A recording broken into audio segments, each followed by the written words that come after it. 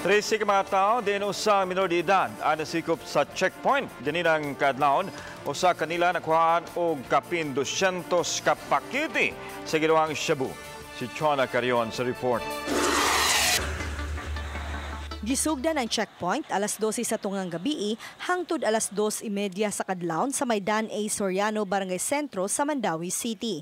Mga sakop sa Station 1 sa Mandawi City Police Office ang nakadakop og 13 kagingong mga drug personality sa maong operasyon.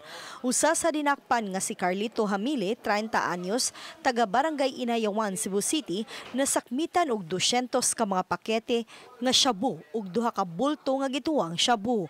Uban kaniya ang 15 anyos nga iyang uyab nga nasakmitan sa kapulisan og drug paraphernalia. Karon amo na kuanan niya dito gikan ang butang sa Talisay kay Triangle. Ya nagkandak mig follow-up investigation ani ron. Iyan ang gikuan sa mayang atubangan. Giangko ni Hamili ang nasakmit nga gidiling droga sa iyang posisyon apan giingong igo lang siyang gisugo. Samtang ang minor de edad igo na lang sa paghilak human madakpan. Iyang giangkon nga igo ra siyang mogamit og shabu. Igo ra ko pagsugo ato. Sino gisugo mo? Ito nga ko sa amigo.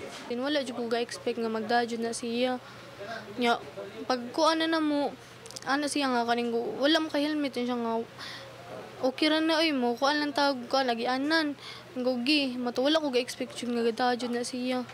Lakip sa mga nadakpan mao sila si Joseph Cruz, Carlito Gonzalez, Oliver Camoro, Mario Madrid, Wilmon Arisgado, Richman Bangkale, Edmer Lapera, Ronald de la Cuesta, Denzel Madera, Mark Jonriel ug Saldi Obligado. Nakuhaan silang tanan og pinakiting shabu.